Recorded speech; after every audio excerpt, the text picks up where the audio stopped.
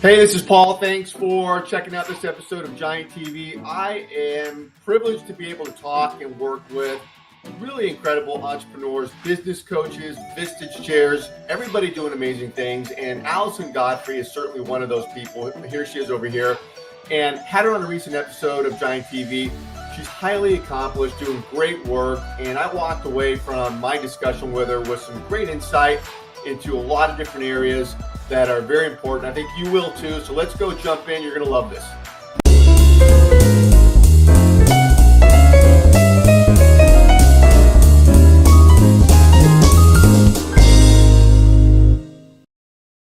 Hi, everybody. This is Paul Hitchcock, founder and president of Giant Jacks Media, where we help others to grow and nurture their businesses. This is Giant TV. It's my channel where I have dynamic entrepreneurs, mostly coaches, on here, executive coaches doing great things. And Alison certainly is one of them. Alison, welcome. Thank you, Paul. Much appreciated. Yeah, we were talking offline. I want to get into this because as I'm looking at your LinkedIn profile here and you and I were talking, you have a lot going on, doing many things. But I want to ask you, what is your focus as an executive leadership coach? Where's your niche? What are you doing? I am predominantly focused on individuals that are going through some type of a transformation, and that can happen at any stage of business or any stage of life. This is transformation with the business, like not personally, but within the business, there's something going on. It's a yes and. So it can be personal. Very often, senior CEOs, for instance, senior executives, will have that moment of what's my legacy? What am I leaving behind? And that transformation to the final season of their career. Yeah. And then in terms of business, an entrepreneur that's going from seed stage to their first A round. It's a huge transformation. Or when you've got a sales force or your employee base is going from 50 to 150. Those are very, very different corporations to run. Yeah. So that first one you said, when they're going from seed round and they're growing, what are some of the issues that you see cropping up along the way there? Some common ones. Some common issues, one is around the board and the board being stakeholder, and they get much more involved in the business as the corporation grows. At the same time, the C-suite does not want micromanagement from the board. Yeah. How do you manage your stakeholders? And the same thing happens on the other side with your employees. What is your role now as CEO? It changes from early startup to really being outward facing, for instance, in a little bit later stage organization. Who do you trust? Who's taking over inside? Very often these people are techies. Right. And they founded their corporation on brilliant ideas. Yep. They've never run a business. Yeah. Yeah. And there's a big difference. I've learned that along the way. Big difference from running a business and being the idea guy that just goes with the entrepreneurial stuff. Right. And you're highly involved in every engineering meeting and you're talking to everyone. And those are startup days. And then all of a sudden, you actually have a job description, and it is not founder. Yeah. Yeah. So what do you do, Allison, if that personality, is great at the founder and the idea, but you can't pull out the leader from them, the front facing, a lead singer of the rock band? You bring somebody else in or try to change that person? I focus on what does the individual love, which usually comes from what we're good at. Yeah. And so, despite really wanting to be good as running the organization, those are very honest, very direct conversations about, is this really your strength? Are you the best person to lead the organization? Oh, okay. And what are Okay. your priorities? Do you want your brilliant idea out in the world and being used? Or is this about your ego and the job that you have? Yeah. Yeah. Are there, when you're working with somebody, is it because they know they have issues and they're easily identifiable up front, or do you gotta go through an exercise to figure out what really is on the surface that needs addressing here? Yes, it is always, it's a process. And what most people come in with, this is where I'm having trouble. It appears that way. Yeah. When we start digging what else is going on and where are these feelings coming from, these thoughts, these experiences, the feedback, it typically turns out to be something different that they are Oh, actually dealing with.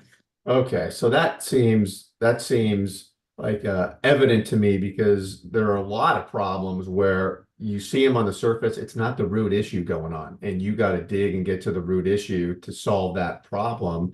So I understand what you're saying.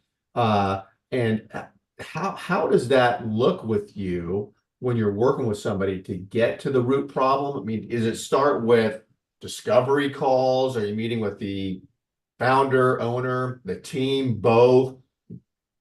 Is there a blueprint? Like, how do you solve that? Oh, great question, Paul. Thank you. It does start with discovery. And the meeting, sometimes it comes from, for instance, the CEO and HR, and they are looking for an individual to be coached Yeah.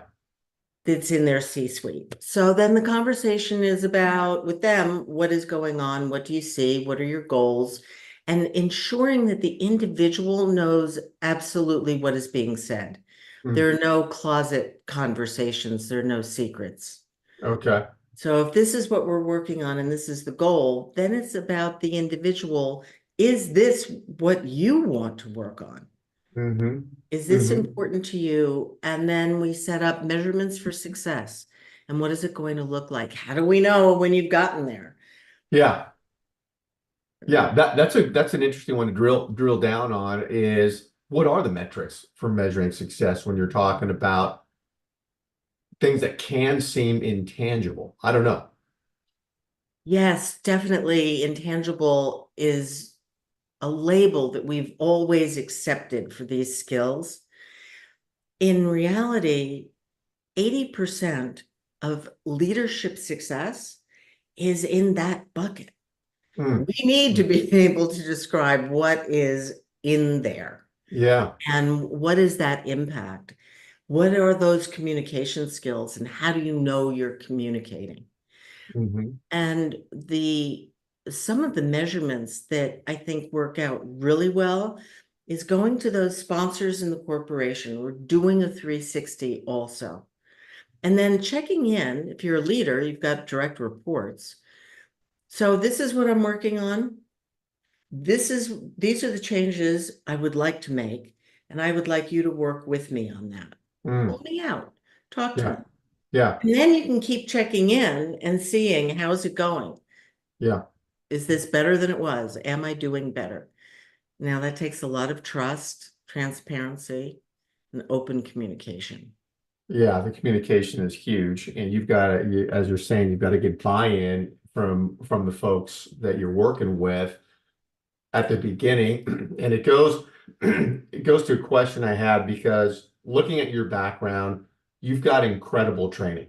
I mean, Berkeley, what undergrad and graduate school at Berkeley, right? Am I right about that?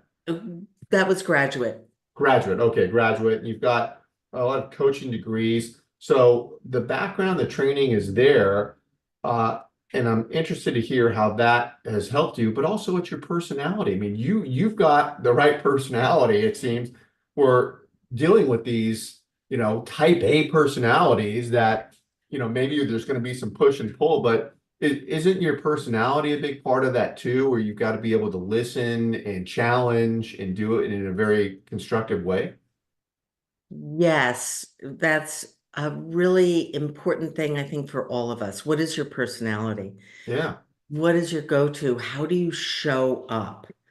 And a lot, because my background was also corporate, I was Yeah. CEO, making the shift from leader as coach to coach's coach was the big transition.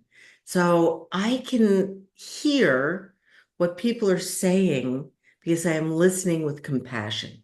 That's Yes. my style. That's Mm-hmm. how I listen. Mm-hmm. And it's not about empathy. It's not about me feeling what they're feeling. Oh, It's about the compassion. Wow, I hear you. You sound like you are really having trouble making this decision right now, and it's mm-hmm. creating angst. Yeah. Isn't there a big difference between hearing and listening? Yeah. I mean, you can listen to people all day long. I know my kids listen to me. I don't think they hear a damn thing I say. That's a perfect example. Guaranteed. Oh yeah, yeah. I think yeah, because as you were talking, it seems a little bit like your role is it's I can compare it to almost a therapist. Because you go in and you get the wrong personality with a therapist who isn't listening, who isn't compassionate. You're not going to want to work with that person. So you've got those qualities, and it seems like they serve you well. Thank you. Yes, that is a big part of it. And Berkeley has a wonderful way of describing the difference between what coaching is, executive coaching, and therapy. So Yeah. therapy is about archaeology. You're digging deep. Where the pain come from? What's underneath it all? In coaching, we're architects and we're building bridges to the future. Love it. Love it. Yeah. It's really easy to understand that way. So yes, there are definitely similarities, but fundamentally they're different. Yeah. And your niche, who are you working with? Do you have a particular niche you favor or you like, or is it kind of broad? My I am predominantly working with startups. Okay. And it's an arena where I can work with multiple founders, for instance, or multiple people in the C-suite, which gives me a huge advantage for really hearing how people are coming across versus how they think they're coming across. What is the impact? And I'm hearing it from other people. Of course, with consent that I could bring certain things up with the other people. I would Yeah. never break confidentiality, but it does help when I can hear what the impact is. It's like sitting in a meeting, you're a fly on the wall. Mm-hmm. Mm-hmm. And when I hear startups, I'm always thinking Silicon Valley. But for startups, is it all over the country? Are there pockets where you're focused? Is it Silicon Valley or just everywhere?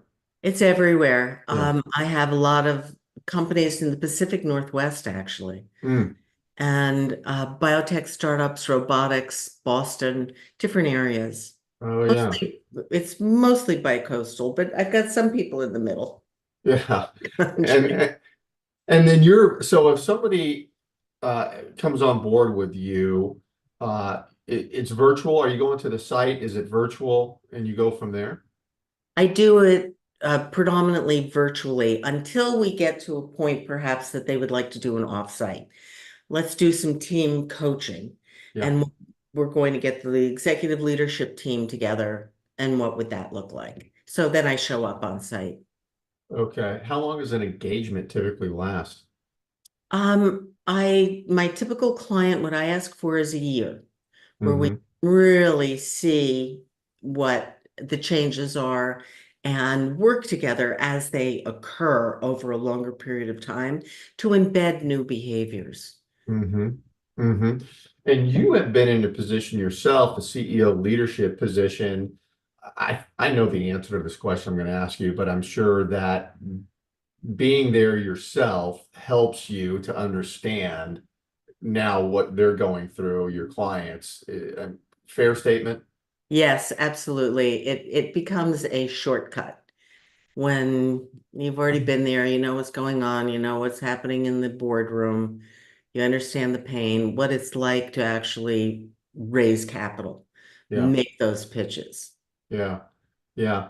Well, as I mentioned when we were talking before we started shooting, is that you are spinning so many plates. It's great. Uh, do you, I mean, do you have to try to find a balance for yourself between work and other things you might be doing? I have had to do that. Right? Physician heal thyself, I believe is the phrase. Yeah. And what I have come across is that I love, if I'm working, I want to put in 8 to 10 hour days. I love it. I'm Mhm. fine with some hours on the weekend. On the flip side, I'll take chunks of time off. So I'll take a week Yep. and travel, be with family. That feeds me. I love that. Oh, that's great. Yeah, because you got to do that because it's just a burnout, man. You cannot be working all the time. Travel, Mhm. do you go international travel or US? Yes, and I do both. I just got back from 10 days in Italy, actually. Oh my gosh, where were you? We were up in Tuscany, and it was the first time my son and daughter-in-law were celebrating their 10th wedding anniversary, and they rented a villa of all things in Tuscany. Oh And they had man, friends in, and I got to be with them and with the grandchildren. It was magical. I can see it in your face, the Yes, smile. You're still over there. I think you're still there. I am. Oh, Yes. that's great. That's great. Well, yeah, Alison, this is awesome. I want to encourage everybody listening. We simulcast this everywhere. It goes out YouTube, LinkedIn, Facebook. And so wherever you're watching it, Allison's information is going to be around the video. Maybe it's up here or down here. I highly encourage you to get connected with Alison, a really interesting person to know. And Alison, I know you and I will, stay in touch. I want to follow the progress of your business. Thank you so much for doing this. Thank you so much, Paul. It has been a pleasure getting to know you. Thank you. Oh, you're welcome. Okay, we'll see you next time, everybody.